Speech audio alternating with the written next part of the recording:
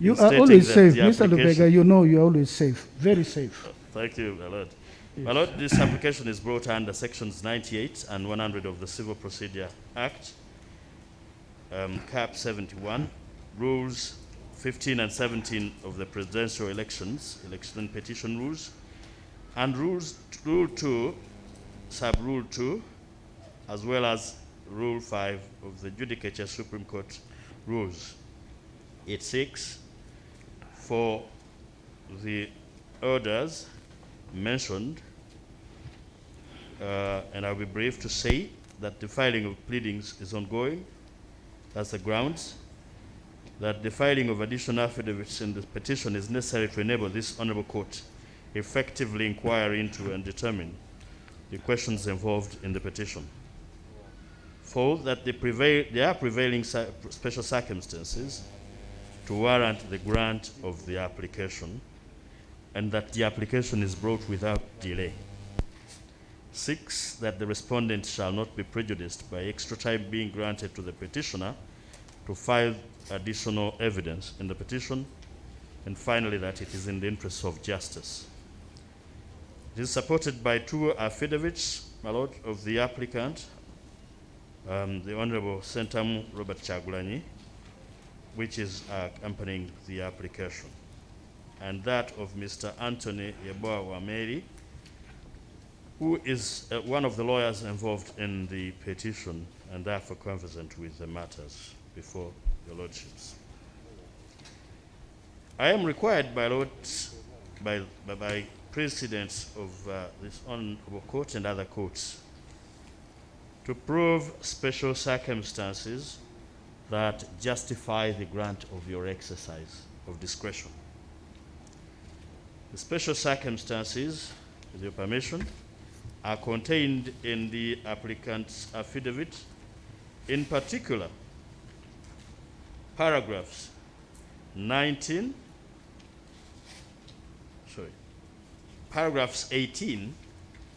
to 22 to paragraph 24 of the petition. It is true, my Lord, that this court gave directions when we last appeared, which the petitioner stroke applicant was not able to comply with, and not out of his own motion, but because of the circumstances that he has alluded to in those paragraphs I've referred to. 1, that a number of his witnesses were not released on bail as anticipated by the General Court Martial and other places where they were being held in detention. 2, that the part of the evidence which was locked up in the offices of the National Unity Platform could not be accessed, and that the military siege over the offices was only lifted on Sunday, the same day, evening, the same day he was supposed to have concluded with the filing of the affidavit, and could only be accessed on 15th. But nonetheless, he worked around the clock to get evidence from alternative sources, but could not do and conclude in time. 3, my lords, that that's under paragraph 21 of his affidavit, that was only able to access some of the witnesses in prison on Sunday, having been cleared on Saturday night to be able to get evidence from these witnesses who are incarcerated in prison. That a number of would-be witnesses were thrown into distant places from Kampala without money and transport, which imposed an onerous obligation onto the petitioner and his team to go and collect them so as to be able to access the evidence. And my lords, these are thrown by abductors who are state actors. My lord, those circumstances notwithstanding, by close of business, as indicated and directed by this honorable court, on 14th, that is the Sunday we were supposed to have filed, he had been able to collect the evidence, the affidavits, but could not submit all of them on the clock. He continued, according to the affidavit of Anthony Wameri and the applicant, to come in with affidavits until he found the gates closed. My lords, that those are special circumstances calling for your intervention. The evidence that the applicant seeks to bring, my lords, will help this honorable court in effectively and conclusively determining this matter. In the summary of what that evidence seeks to produce or to bring before court is contained in paragraph 32 of the applicant's affidavit, which, with your permission, I would like to read verbatim.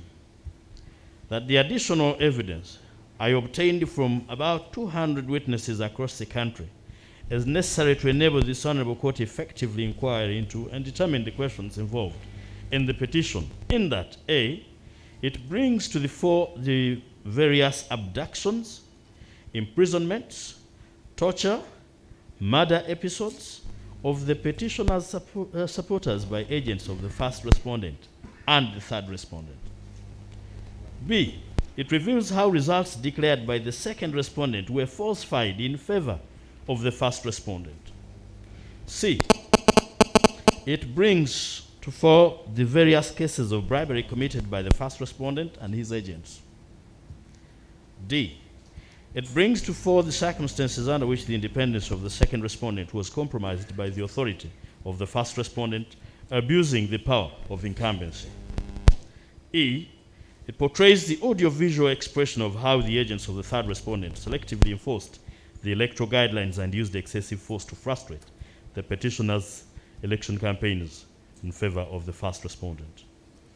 F, it brings to the fore instances of voting in the names of deceased persons and persons out of the country.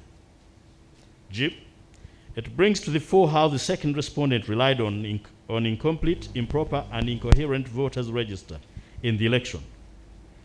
H, it brings to the fore how the second respondent unlawfully, inefficiently, and covertly deployed biometric voter verification kit, BVVK, and electronic results transmission and dissemination technology systems, ERDTS, without access by the petitioner, and denying him the right to verify voters and audit the results. Finally, I, it brings to fore how the petitioner's stronghold district cities of Kampala, Wakiso, Mukono, Mpigi, Gulu, Masaka are not the first respondent stronghold districts of Kiruhura, Isingiro, Bunyangabo, Kazo, Kamwenge, Chankwanzi, where the epicenter of intimidation and violence against voters and how they affected the percentage of voter turnout in favor of the first respondent as against the petitioner.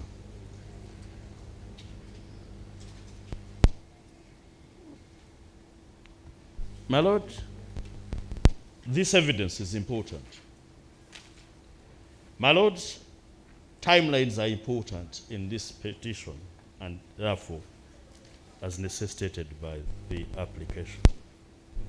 It was envisaged that there would be situations where an applicant would be curtailed and not therefore unable to comply with the directions.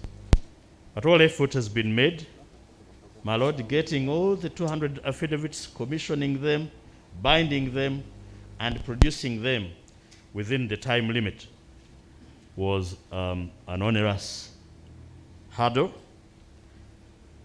Luckily, those affidavits are ready. They only await your permission. The respondents, my lords, have filed affidavits in reply. The unique one, though, and this is where I would make my very best attempt in approaching the affidavits in reply. The most unique is the affidavit of the registrar of this honorable court. Unique in a sense that in my practice, I have not come across and therefore been confronted with an affidavit from court. In the event that I do not do a thorough job in this, please pardon me, because it has an effect on my adrenaline. That said, I continue to be fortified and assured when your lordship, the Honorable Chief Justice, said I should not feel intimidated. Let me look at the affidavit of the first respondent. Can I have it? The first respondent has filed an affidavit through Mr. Isingoma Isau, filed in this honorable court yesterday, 18th February 2021. In effect, it only talks about failure to file the affidavit. Wewa buterevo oli ku BBS telefina yafe ey'obwakabaka bwa Buganda ebigenda maaso mu kooti byebyo era buterevo tukyagenda maaso ku mikutu gyaffe ya social media osobola okutugoberera ku Facebook osobola buterevo kuba nti okyagoberera ensonga eno naye tugenda kuwumula mbwe tudda tukyalinayo akalaaca tova ku telefina yafe nze Morris Mukiibi omugave.